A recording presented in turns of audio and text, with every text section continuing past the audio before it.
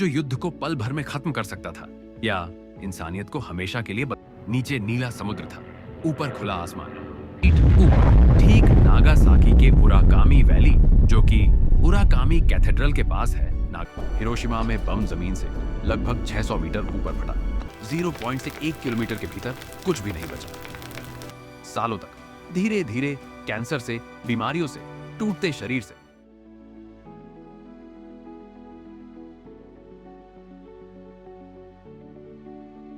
6 अगस्त 1945 सुबह के ठीक 8:15 हिरोशिमा शहर अपनी रोजमर्रा की जिंदगी में व्यस्त था। माएं बच्चों को तैयार कर रही थीं। बच्चे स्कूल जा रहे थे, दुकानों के शटर उठ रहे थे और लोगों को लग रहा था आज भी कल जैसा ही दिन होगा। लेकिन उन्हें नहीं पता था कि इंसान के बनाए सबसे खतरनाक हथियार का पहला प्रयोग बस कुछ सेकंड दूर है। और तभी आसमान चमका, इतनी तेज रोशनी कि सूरज भी फीका पड़ जाए। लोगों को भागने तक का मौका नहीं मिला, क्योंकि उस दिन मौत इंसान से तेज भाग रही थी। यह कहानी है हिरोशिमा और नागासाकी पर हुए परमाणु हमले की, जिसने सारी इंसानियत को झकझोर कर रख दिया। 2 शहर, 2 दिन, लेकिन एक ऐसा फैसला जिसने पूरी दुनिया की अंतरात्मा पर गहरा घाव छोड़ दिया। मई 1945 दुनिया जल रही थी। दूसरा विश्व युद्ध अपने सबसे खतरनाक मोड़ पर था। एक तरफ जर्मनी हार चुका था, लेकिन जापान अब भी झुकने को तैयार नहीं था।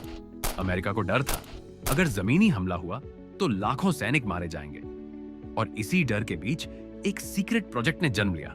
एक ऐसा फैसला जो इतिहास नहीं, जमीर पर लिखा गया। मैनहट्टन प्रोजेक्ट, एक ऐसा हथियार जो युद्ध को पल भर में खत्म कर सकता था या इंसानियत को हमेशा के लिए बदल सकता था। जून 1945 बंद कमरों में बैठ के हो रही थी।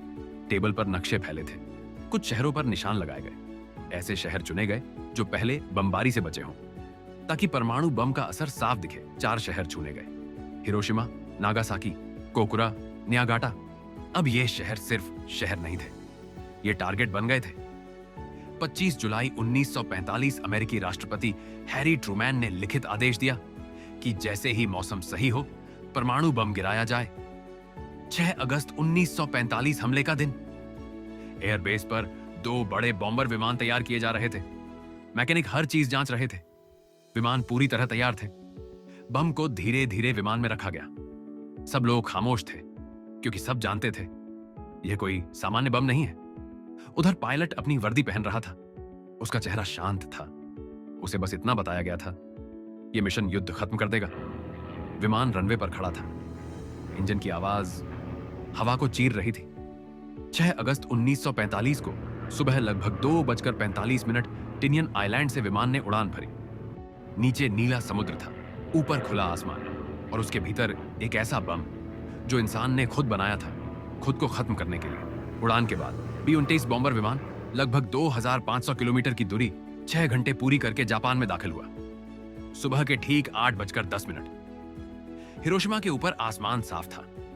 करीब 31,000 फीट की ऊंचाई पर अमेरिकी B-9 बॉम्बर विमान एनोला के शहर की ओर बढ़ रहा था। नीचे लोग अपनी जिंदगी में व्यस्त थे। किसी को अंदाजा नहीं था कि मौत अब सिर्फ 5 मिनट दूर है। 8:12 विमान हिरोशिमा के ऊपर स्थिर स्थिति में आ चुका था। बम गिराने की तैयारी शुरू हो चुकी थी। नीचे का शहर पूरी तरह साफ दिखाई दे रहा था। कोई बादल नहीं, कोई चेतावनी नहीं। 8:15 पर बम छोड़ा गया। बम का नाम लिटिल बॉय रखा गया था, जो धीरे धीरे आसमान से नीचे गिरने लगा। लगभग 45 सेकंड तक वो बम खामोशी से गिरता रहा। नीचे लोगों ने कुछ नहीं सुना। बम जमीन तक नहीं पहुंचा।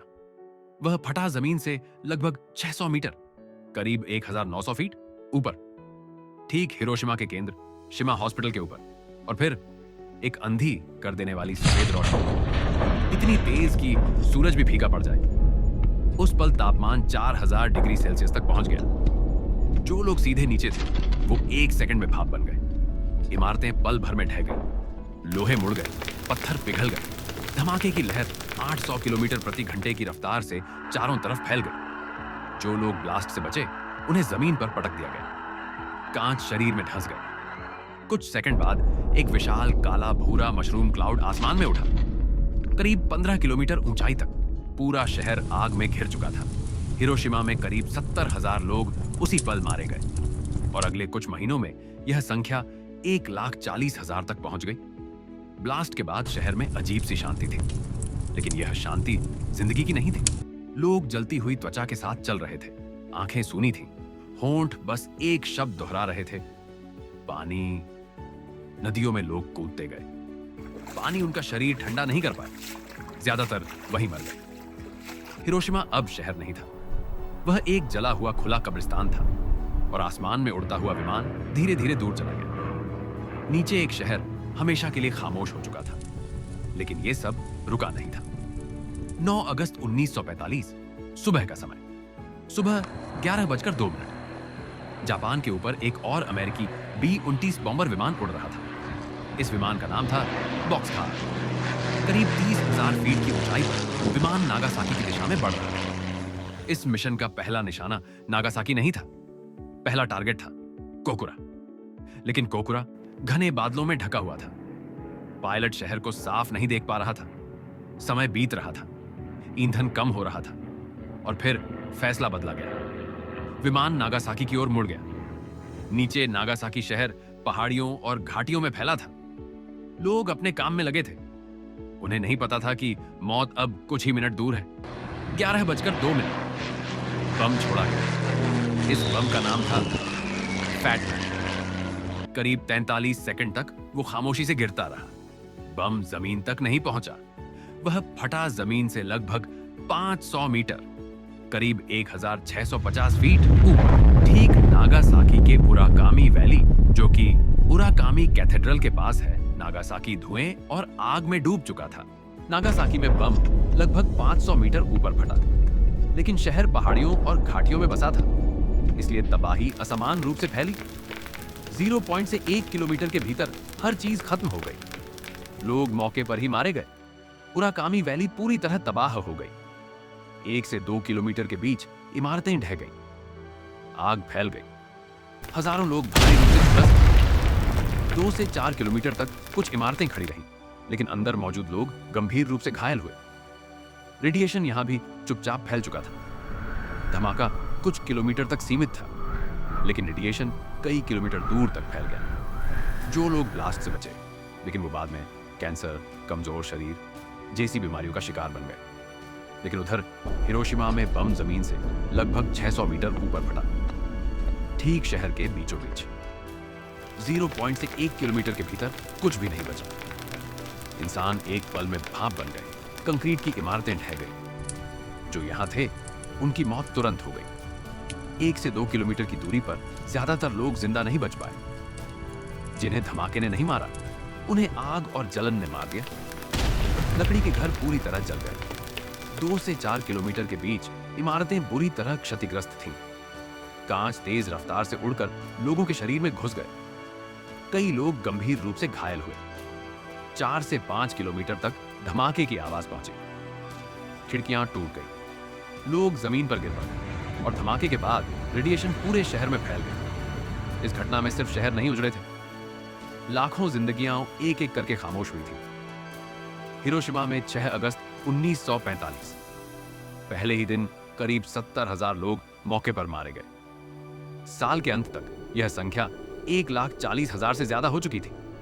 वहीं दूसरी तरफ नागासाकी में 9 अगस्त 1945 यहां पहले दिन करीब 40,000 लोग मारे गए।